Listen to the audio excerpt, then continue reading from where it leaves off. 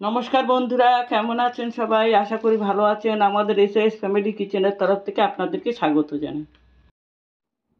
আজকে আমি নিয়েছি 2 কাপ চালের গুঁড়ো, নিচ্ছি 1 কাপ জল, দিলাম 2 চামচ ধনেপাতা কুচি, 1 চামচ দিচ্ছি কারি পাতা কুচি, আর দিলাম 1 চামচ সাদা তিল, 1 চামচ দিলাম চিলি ফ্লেক্স, আর দিলাম 1/2 চামচ গোটা জিরে।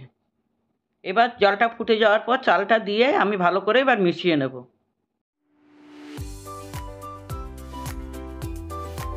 এবার দিয়ে দিচ্ছি একটা ম্যাগি মশলা।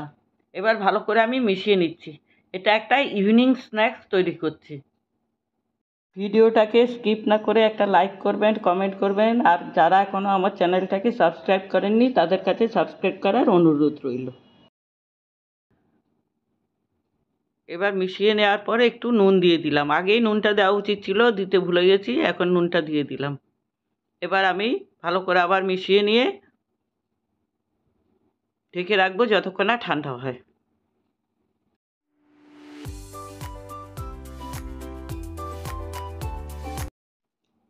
এবার ঢাকা উঠিয়ে নিয়ে 1 চামচ ঘি দিয়ে দিচ্ছি। আপনারা চাইলে সাদা তেলও দিতে পারেন, আমি ঘি দিলাম, ঘি দিলে ভালো লাগবে। এবার আবার একটু ভালো করে মিশিয়ে নিলাম। মিশিয়ে নিয়ে আমি এবার ভালো করে এখন আমার মাখাটা ঠান্ডা হয়ে গেছে। এবার আমি ভালো করে একটু মিশিয়ে নিচ্ছি। এই রেসিপিটা বাচ্চাদের তো খুবই ভালো লাগবে, বড়রাও চায়ের সাথে সন্ধ্যাবেলা খেতে পারবেন। এবার ভালো করে মেখে নেওয়ার পর অন্য একটা পাত্রের মধ্যে আমি উঠিয়ে নিলাম। এবার মাখাটার থেকে ছোট ছোট বলের আকারে গড়ে নিচ্ছি। প্রথমে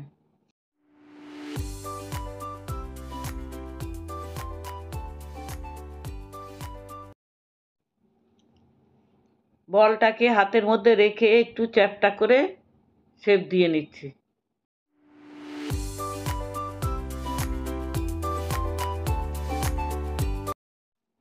একইভাবে আমি সবগুলোকে তৈরি করে নিচ্ছি।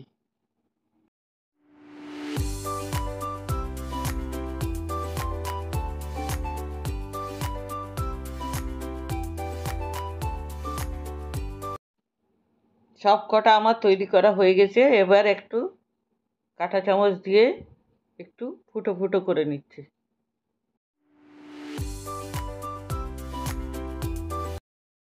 একটা কড়াইয়ের মধ্যে প্রথমে তেল গরম করে নিয়েছি, তারপর তেলটাকে একদম লো ফ্লেমে রেখে আমি এই স্ন্যাক্সগুলোকে ভাজবো। প্রথমে একটা গ্রেটার নিয়েছি, গ্রেটারের মধ্যে একটু চেপে চেপে একটু ডিজাইন করে নিচ্ছি। এবার আমি স্ন্যাক্সগুলোকে ছেড়ে দিচ্ছি তেলে। তেলটা এখন একদম লো ফ্লেমে আছে। লো ফ্লেমে রেখেই ভাজতে হবে, অনেকটা সময় লাগিয়ে। না হলে ভেতরে ভালো করে ভাজা হবে না। কড়ার মধ্যে আমি একসাথে অনেক কটা দিয়ে দিয়েছি, এক্ষুনি নাড়ানো যাবে না। একটু শক্ত হলে তারপরে আমি নাড়িয়ে দিচ্ছি।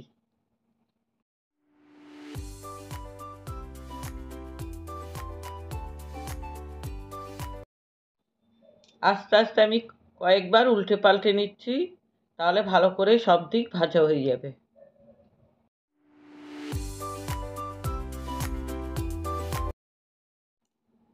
এবার আমি গ্যাসের ফ্লেমটাকে বাড়িয়ে দিয়েছি। যেই তেলটা টেনে নিয়েছিল সেই তেলটা আবার ছেড়ে দেবে, তারপর আমি উঠিয়ে নেব।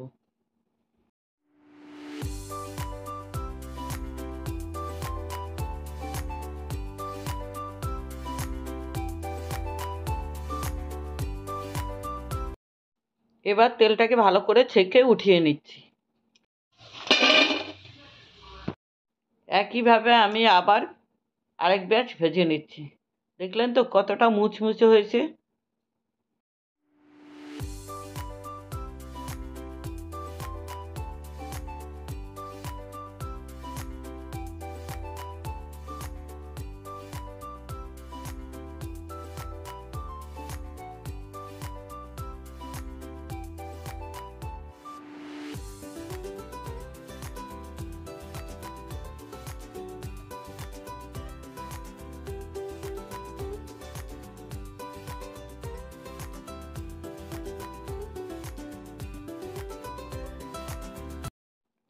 এই ব্যাচও আমার ভাজা হয়ে গেছে, আমি উঠিয়ে নিচ্ছি।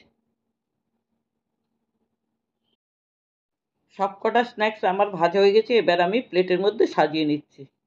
আপনারা একবার বানাবেন, দেখবেন বাচ্চারা খুব ভালোবেসেই খাবে।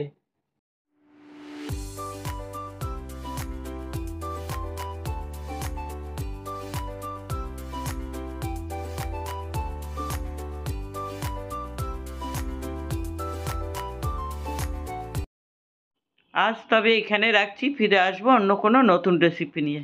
এতক্ষণ আমাদের সাথে থাকার জন্য অসংখ্য ধন্যবাদ।